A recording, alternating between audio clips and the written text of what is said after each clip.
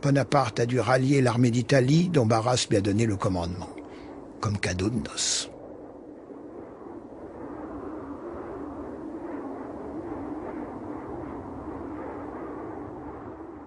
En face de lui, il va trouver la redoutable armée autrichienne et ses alliés piémontais. Comment va-t-il se comporter, lui qui n'a jamais commandé en chef devant l'ennemi? Tout le monde l'attend avec un peu de moquerie. On se gauche de lui, ce petit général de salon. Or, il arrive. Et en quelques secondes, les briscards qui sont là, les vétérans, ont compris. Il est le chef. L'armée d'Italie n'est pas dans une situation brillante.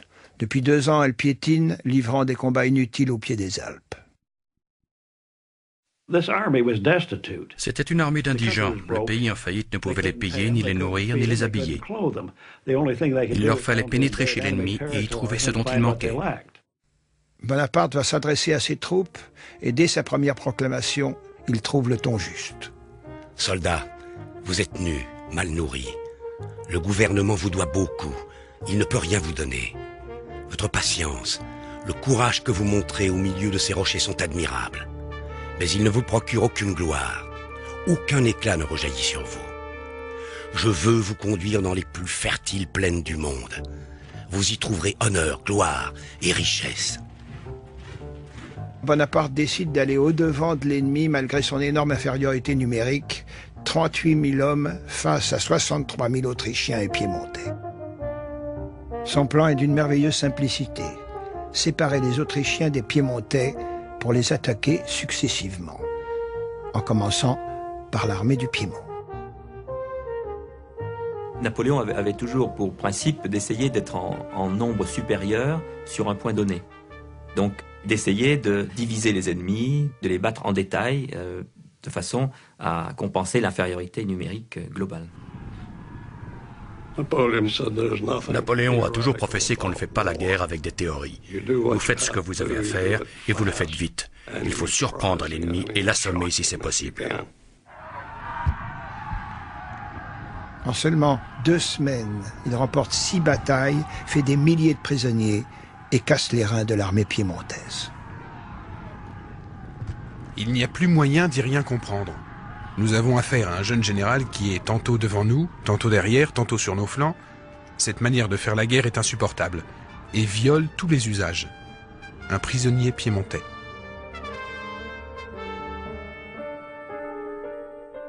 Le 24 avril, le Piémont capitule. Bonaparte exige un tribut en pièces d'or et d'argent pour payer ses soldats. C'est la première solde qu'il touche depuis des années. L'armée du Piémont vaincue, Bonaparte peut se retourner contre les Autrichiens qui font mouvement vers l'Est, décontenancés par des méthodes de guerre aussi inattendues. Il attaque tous les jours. Il attaque même quand il y a de la neige, il attaque la nuit, il attaque quand il fait froid, alors que d'habitude, c'est pas la règle du jeu. Il cherche l'ennemi, il le combat, et alors que l'autre pense que ça va s'arrêter, lui continue. Le lendemain, il refait une bataille, le surlendemain, une autre bataille, et il surprend. Le 10, Bonaparte se porta sur Lodi à la tête de ses grenadiers. Le général autrichien a chargé 3 bataillons de Croates de défendre les ponts de l'Adda et a placé là 14 pièces. Bonaparte courut de sa personne jusqu'à l'entrée du pont et résolut alors de l'enlever d'assaut. Clausewitz, la campagne d'Italie.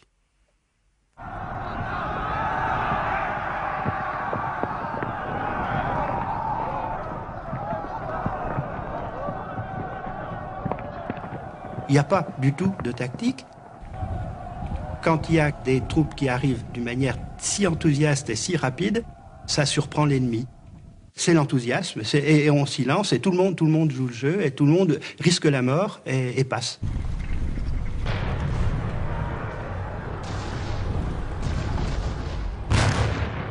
Il n'hésite pas à charger lui-même les canons.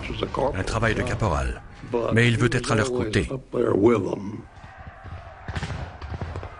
Il prend des risques physiques, même si les boulets tombent à côté de lui, ça s'est passé plusieurs fois, eh bien, il n'a pas peur.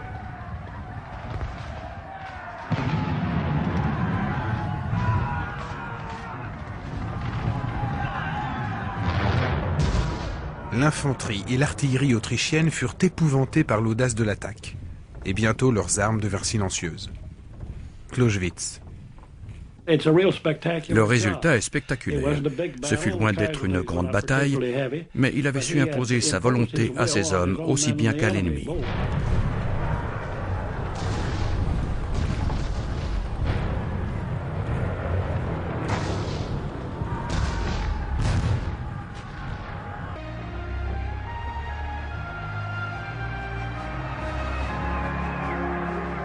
Le 5 mai 1796, Bonaparte entre dans Milan à la tête de ses troupes.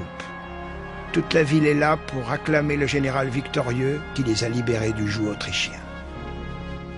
Mais plus qu'un vainqueur, Bonaparte se veut un libérateur qui va prendre en main le destin de l'Italie. Peuple d'Italie, l'armée française vient rompre vos chaînes. Le peuple français est l'ami de tous les peuples. Nous n'en voulons qu'au tyran qui vous asservisse.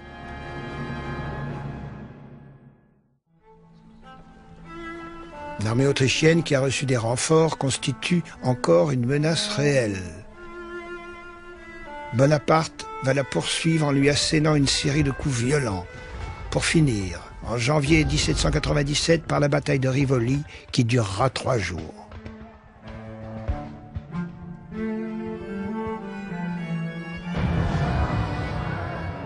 C'est en Italie qu'est née la légende de l'invincible Bonaparte.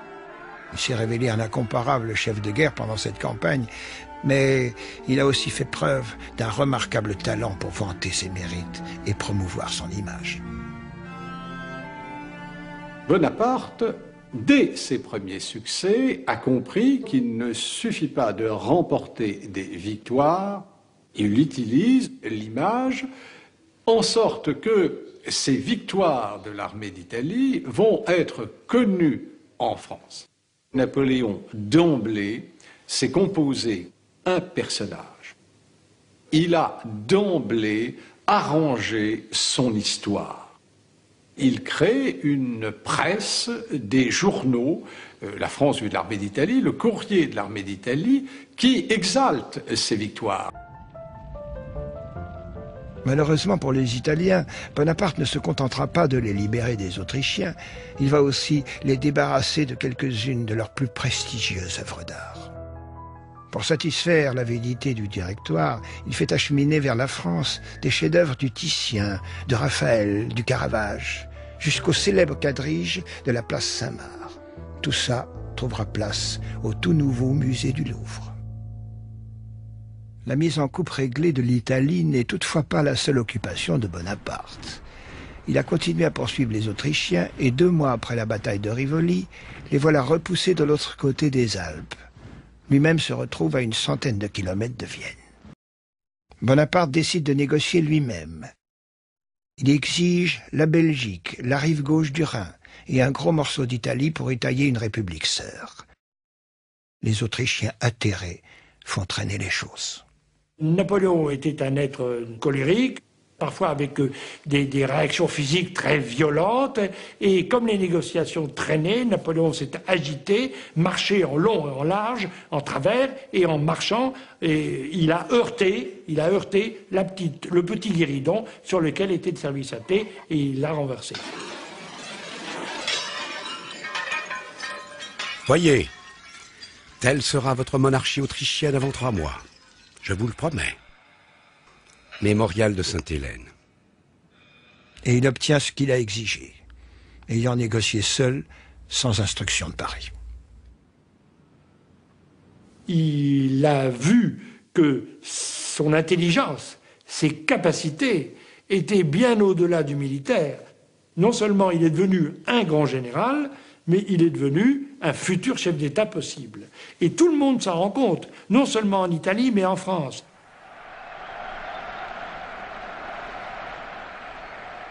Son retour à Paris est triomphal. Nous sommes à la fin de 1797 et le vainqueur de la campagne d'Italie vient remettre au Directoire le texte du traité qu'il a conclu et qui met fin à la guerre en Europe. Seule l'Angleterre a refusé de désarmer.